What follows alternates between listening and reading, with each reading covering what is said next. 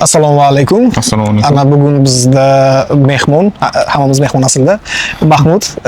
Mahmud o'zingiz haqida qisqacha o'zingiz gapirib bering. Men aytishimdan oldin o'zingiz haqida qisqacha gapirib bering. Qayerdansiz, qayerda ulg'aydingiz? Nima uchun shu chet davlat, qachon sizga chet davlatda o'qish fikri keldi? Shu haqida qisqacha. Hammaga assalomu alaykum. Men o'zim asli Buxorodan. Westminster bakalavriatni Westminster Xalqaro universitetida o'qiganman Toshkentda. Magistraturani Halt International University da o'qiganman Amerikada, ikkita aniqrog'i. Birinchisi San Fransiskoda, ikkinchisi Bostonda.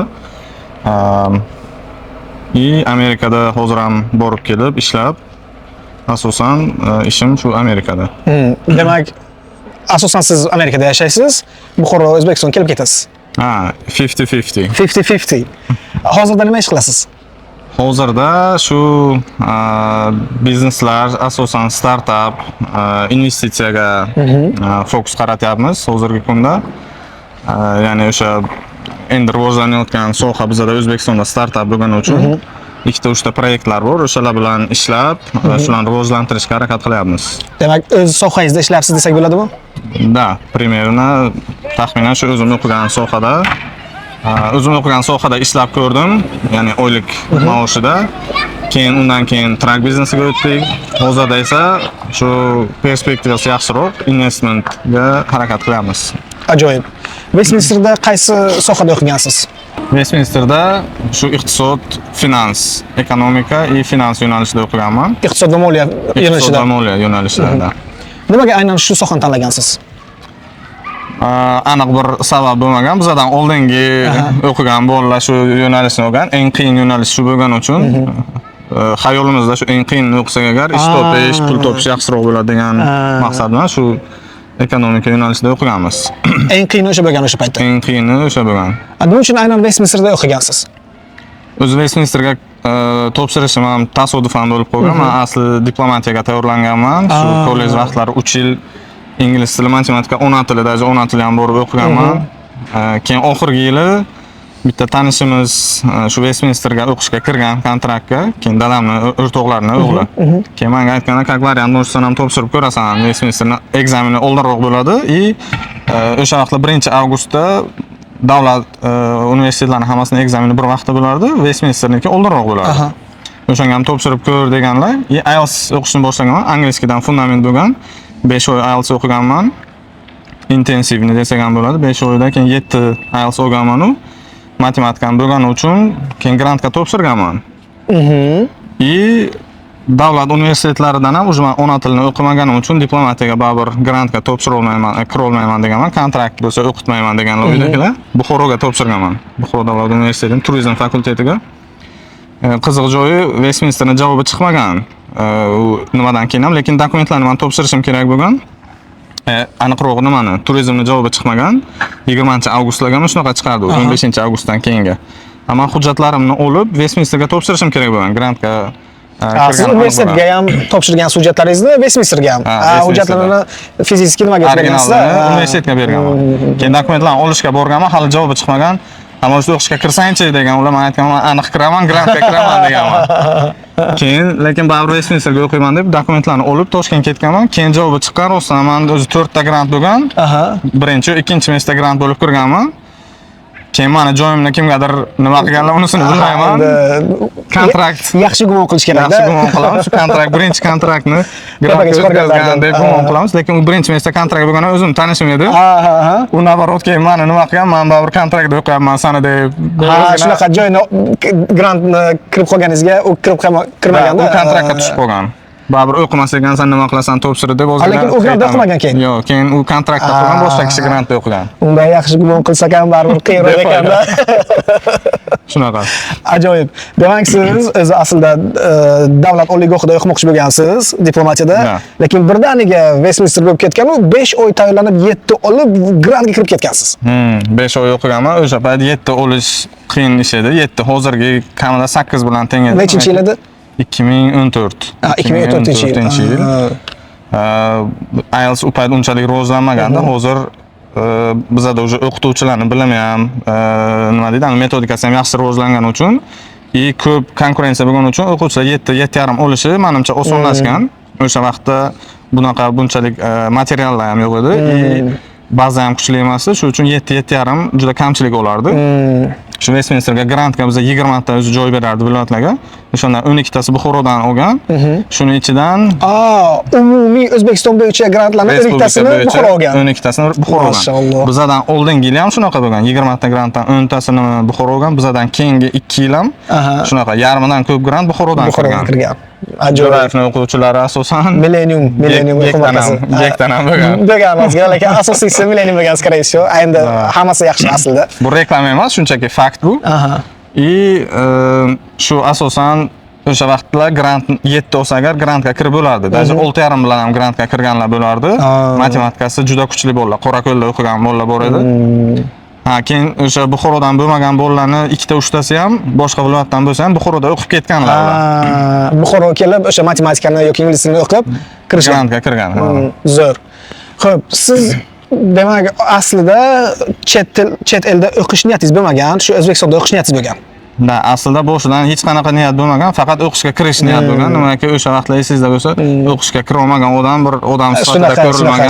Shunaqa. 1-avgust hayot mamotni hal qilgan odamlar uchun mana opamlar 3 yilmi 4 yil o'qishga kira olmaganlar, ularga bo'lgan davleniyani ko'rib, bosim katta bo'lganda, bosimni ko'rib, men shu Lijba o'qishga kiray degan plan bo'lgan. O'sha uchun maksimum 3 yil hamma fokusni o'qishga berib o'qiganman. Shu darajada nima deydi, o'qishdan beziganman. O'qishga kirgandan keyin vaqt o'qimaganman. Westminsterda. Faqat shu futbol o'ynab yurganman. Kirdimi bo'ldi. O'zi shu ham o'ylaymanki, bu haqida bir boshqa joyda ham eshitgandim. Shu O'zbekistonda o'qish tizimi mana shunaqaki, shu bolalar tayyorlanadi, IELTS'ni oladi, imtihonga tayyorlanadi, o'sha universitetga kiray deb harakat qiladi. Kirish qiyin deylik. Keyin o'qish уже xuddi marrani egallaganday u yoqqa yoqmaydi. Aksincha bo'lish kerak aslida. Aslida shunaqa bo'lish kerak. Boshqa masalan Amerikada o'qib kelganimdan keyin ham shuni tushundim. O'qishga kirish oson bo'lishi kerak-ku. O'qish jarayoni qiyin bo'lib, keyin o'sha ekzaminlardan keyin o'quvchilar saralanishi kerak. Bizda naborot, shu o'qishga kirishgacha saralanadi, undan keyin shu pulini bersa o'qiydi yoki grant bo'lsa ham prosta tak o'qiyveradi. Shuning uchun ta'lim sifati yoki o'quvchilar o'qishdan oladigan bilimi past. O'zim ham shuni boshimdan kechirganim uchun javob bermaydi. Talabga javob. Lekin Westminster baribir yaxshiroq bo'lgan davlat universitetlaridan ko'ra. Sababi darsga bormasangiz ham, ekzaminlardan o'tmasangiz agar kursdan kursga o'tmasdingiz. Majbur darsga bormasangiz ham, tutorial yoki o'sha lecture'ga bormasangiz ham, ekzamindan o'tish uchun majbur o'zimiz o'qirdik, self study qilib. Baribir o'sha bilimni olardik.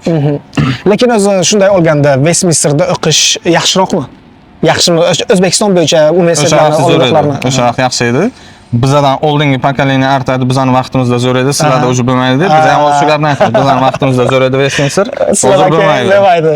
Hozir oliygohlar ham ko'paygan, o'sha sohaga qarab tanlash yaxshiroq, albatta. Ajoyib, juda yaxshi. Xo'p, endi keling shu magistratura haqida gapiradigan bo'lsak agar, demak, bakalavriatni Westminsterda o'qidingiz, tugatdingiz. Va qachon sizga shu fikr paydo bo'ldiki, magistraturani o'qimoqchiman va nima uchun O'zbekistonda o'qimadingiz? Birinchi sabab, men work and travelga borib kelganman Amerikada, ikkinchi kursdan keyin. Amerikaga borib kelganimdan keyin o'sha hayotni ko'rasiz, farqni ko'rasiz. Keyin o'qishni tugatganimdan keyin, 4-kursni tugatganimdan keyin ishlarga topshirganman, job interview deydi-ku. O'zbekistonda o'zida. General Motorsga borganman, yana qaysidir bankga 2-3 ta intervyuga borganman. Intervyuga borganman 2-3 ta. Ularning asosiy nimasi, oylik diapazoni shu $200 atrofida bo'lgan, lekin talabi juda katta bo'lgan. $2000 talablar. O'shanga ham "Muvan perizonim" deydi-ku, o'zimiz aloqaga chiqamiz deb 2-3 tadan shunaqa yo отказ olganman yoki oyligi juda past bo'lgani uchun aytganman, "Yo, Amerika ketish kerak." O'sha vaqt boshlaganman. Srazi o'qishga topshirib Amerikaga ketganman keyin. Demak, siz Westminsterni bitirganingizdan keyin F1 viza bilan Amerikaga borgansiz. Qaysi universitetga kirgansiz? HULT, HULT International Business School. San Franciskodagi kampusiga topshirganman 2019-yil. Lekin o'sha vaqt karantin boshlanib, keyingi yil o'sha biz karantinda qolib ketdik-ku, onlayn o'qishimga majbur bo'ldim, lekin kontraktni polni to'lab Eslasam yana ko'zga yosh keladi. $30,000 kontrakt to'laganim. $30,000 to'lab onlayn o'qigansiz, uyda o'tirib. O'zbekistonda o'tirsangiz ham bo'lardi. O'zbekistonda o'tirsam ham bo'lardi, lekin San Fransiskoda o'tirib onlayn o'qiganman. U pulni men 1 yil dastavka, taksi qilib ishlagan pulim bo'lgan. O'sha uchun u pulni berish oson bo'lmagan. Demak, siz o'qish vaqtida ham ishlardingiz, ham o'qirdingiz. Da, shunaqa. Mana hozir ko'p o'quvchilar bizga ham kelishadi, men deyishadi, chetga chiqmoqchiman, o'qimoqchiman deyishadi. Lekin gaplashaversangiz agar ko'rinadiki, ularning asl maqsadi borib ishlash. O'qish ikkinchi nimaga tushib ketadi-da. Shu nima deysiz? O'qish bilan ishni ikkalasini bir xil ushlab bo'ladimi? Shu narsa iloji bormi? Yo'q, iloji yo'q. Yo ishni tanlash kerak, yo o'qishni tanlash kerak. Agar o'sha o'quvchi Amerika yo любой chet davlatga borib, yo o'qimoqchi, yo ishlamoqchi bo'lgan odam birinchi navbatda tanlash kerak. Agar o'qimoqchi bo'lsa, ishga umuman fokus qilmasdan, kerak bo'lsa uydagilardan yo qarindoshlardan qarz olib o'qish kerak. Чтобы bor nimasi, fokusi o'qishda bo'lsin, o'rgansin. U prosta bilimni emas, u universitetga borib, o'ziga o'xshagan, masalan, yaxshi o'quvchilar bilan tanishib, networking qilib, kelajakda o'ziga foydasi tegadigan connection deydi, ya'ni o'sha tanish bilish orttirishi birinchi navbatda. Agar ishlamoqchi bo'lsa, pastroq universitetga topshirsan, o'sha hujjat uchun bo'lsa, agar masalan borib olish uchun bo'lsa, keyin u yog'ini masalan hujjatini o'zi qiladi-yu, o'qishga ham bormasdan ishini qilsin. Ham o'qib, ham ishlayman degan odam na unisini, na bunisini qilib biladi. Ish ham o'ziga yarasha bo'ladi, o'qish ham o'ziga yarasha bo'ladi. Lekin agar siz aytayotganday pastroq universitetga topshirsa, arzonroq, pastroq yoki o'sha ishlashga imkoniyat beradigan, haftada 1 marta, 2 marta bo'ladigan bo'lsa agar, u o'sha o'qishda o'qib hech nima bo'lmaydi. O'sha qilib yurgan, dastavka qilib yurganmidi, o'shanisini qilib yuraveradi bitirgandan keyin ham. O'sish bo'lmaydi, progress bo'lmaydi. Men o'zimda ham shunaqa bo'lgan. O'zimni experience'imdan aytadigan bo'lsam, shu o'sha magistraturani o'sha vaqt ishlamasdan o'qisam agar ham tanish bilish orttirardim. Endi bizda birinchi navbatda onlayn bo'lgani menga katta minus bo'lgan. Kampusga borib professorlar bilan, o'quvchilar bilan o'tirib gaplashib, qanaqadir aktivitelar qilib tanish bilish orttira olmaganman. Lekin o'sha onlaynni ham даже o'qiganimizda hatto o'sha bilimni olib yaxshiroq natijaga erishsa bo'lardi. Lekin men Amerikadagi возможностьni ko'rganman, masalan, taksida yoki dastavkada ishlab, haftasiga 1,5 ming ishlagandan keyin o'qish ham ko'zingizga ko'rinmaydi, pul kelyapti. Shu bilan bir xil ritmga tushib qolasiz, komfort zonaga tushib qolib, to'p ketasiz. Shunaqa qilib men 3-4 yil vaqtim o'sha shunaqa komfort zonada o'tib qolgan. Endi yengil pullarni ko'rib, o'sha shuncha ishlayman hozirni o'ylashadi-da. O'zbekistondan borgan odam uchun u juda katta pul bo'ladi va kelajakni ko'rishini to'sib qo'yadi. Masalan, siz o'sha ishni qilmasdan 2 yil yana o'zingiz ustida ishlasangiz, u puldan 10 barobarni ko'proq topishingiz mumkin. Ana o qoidada short term struggle, long term pleasure yoki short term pleasure, long term struggle bo'ladi. O'qimasa agar. Demak, o'sha ish bilan o'qishni ikkalasini birga olib borib, yana o'qishdan keyin katta natijalarni kutish xato narsa. Noto'g'ri.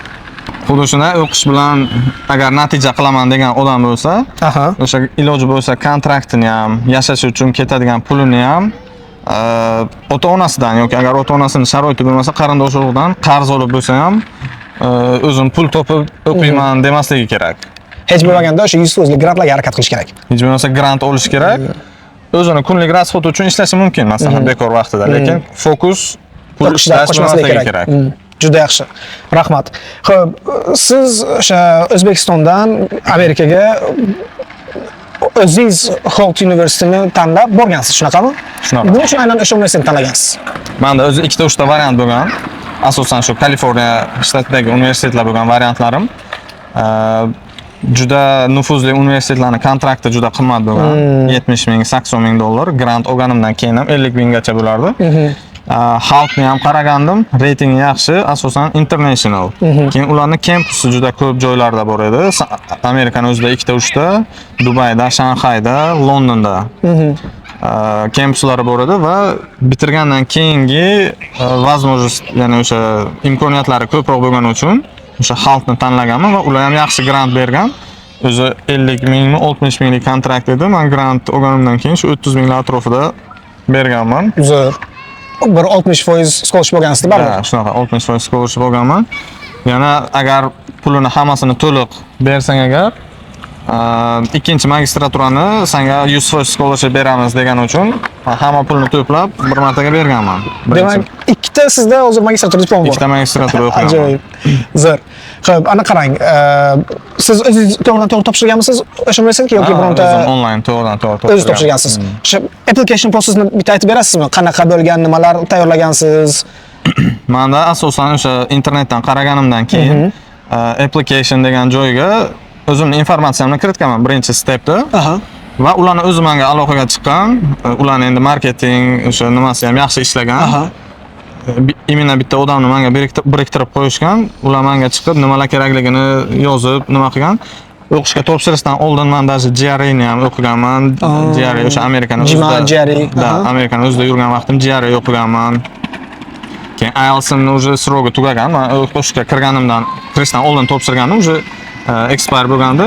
Amerikani o'zidaligimda bir 2 kun practice qilib, qaytib IELTS'ni topshirganman. 7,5 olganman. Tam 8, 9. Writingim lekin 6,5 bo'lgan o'sha vaqtda. 9 ham olgansiz mosh. Readingdan 9 olganman. Overall 7,5 bo'lgan. Endi yarim ball yetsa, yarim ball qo'shilsa 8 bo'lardi. Endi hammada shunaqa-ku. Bo'lmasa sizni ham nimada videoni boshidagi sarlavhasida Niner deb qo'yamizda. O'sha vaqtga Ninerga to'g'ri kelardi lekin bizani olgan ballarimiz. Zo'r. Demak, IELTS, GRE, universitetdan diplomim, universitetni ham men first class bilan tugatganman. U ham ancha katta plyus bo'lgan. Keyin recommendation letterlar, motivation letter. Uni ham o'zim yozganman. U payt ChatGPT bo'lmagan. O'zim o'tirib olib, qo'lda shamni yoqib. Da. Ana nima bor-ku, unda olovlar nima qiladi. Shunaqa qilib o'zimiz yozganmiz motivation letter. Men o'zim qishloqdan Mo'lboq katta bo'lib, mana shu yergacha keldim deb. Lekin hammasi haqiqat bo'lgan. Ko'zda yoshni keltirib. Ancha-muncha harakat qilib yozganmiz. Ajoyib. Hozirgacha turibdi o'sha hujjatlarim. O'sha bilan ham yana topshirsa agar menimcha bu safar 100% bersa kerak. Bu safar beradi. Hozirgi nimalarni ko'rib, topshirayotganlarni ko'rib. Zo'r. Xo'p, mana siz o'sha onlayn o'qigan bo'lsangiz ham baribir o'qigansiz. O'sha Westminsterdagi O'zbekistondagi ta'lim bilan o'sha Amerikadagi ta'limni stili deymizmi yoki o'sha ta'lim berish yo'li deymizmi, farqi bormi? Katta farqini sezmagandim, chunki ikkalasi ham British University, ta'lim tizimi bir xil, onlayn bo'lgani uchun Westminsterdagi offline o'qish bilan deyarli bir xil edi. Va ko'p narsani o'sha boshidagi ko'p fanlar men o'sha Westminsterda o'qigan fanlar bilan to'g'ri kelardi. Men yo'nalishim data science bo'lgani uchun, ekonomikani o'qiganim uchun asosan shu matematikaga bog'liq fanlar ikkalasida ham o'xshash bo'lardi. Ekonomika ularni ham o'qiganmiz. Demak, siz ana universitetni bitirdingiz Amerikada.